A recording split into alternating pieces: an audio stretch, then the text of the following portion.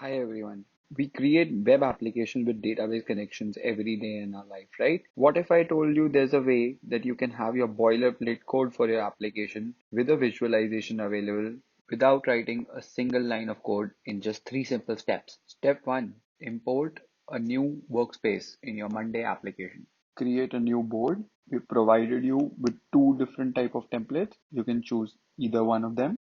For the demo, we'll be creating a simple e-commerce application.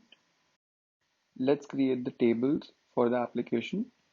We need to provide the name of the columns, the type of the column, and if the column has a foreign key implementation, we need to provide the name of the foreign key table.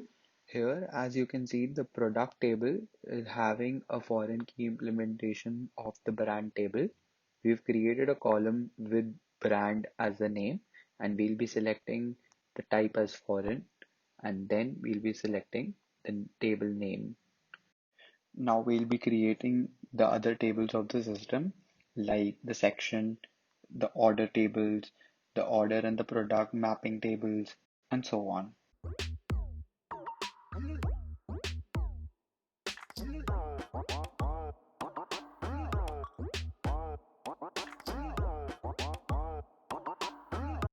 Once we are done with creating all the tables, we'll be assigning each table to a separate component, which is included in a separate module so that we can have modularity in your code base. That's it. You're done with the configurations. We've created some views in the Monday application.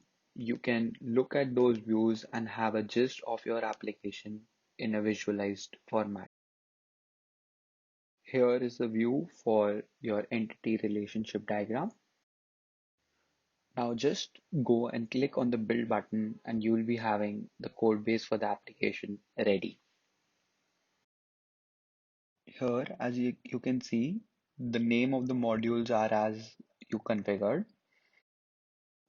It has generated the models, the serializers, as well as it's exposed all the views for all the APIs that were required.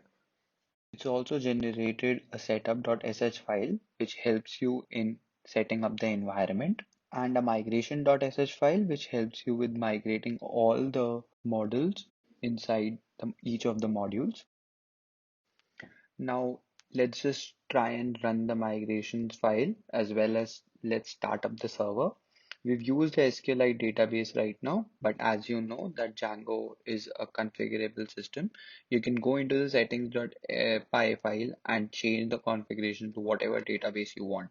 Use the start.sh file to start the server. It has the default port of 8000, but you can configure it manually.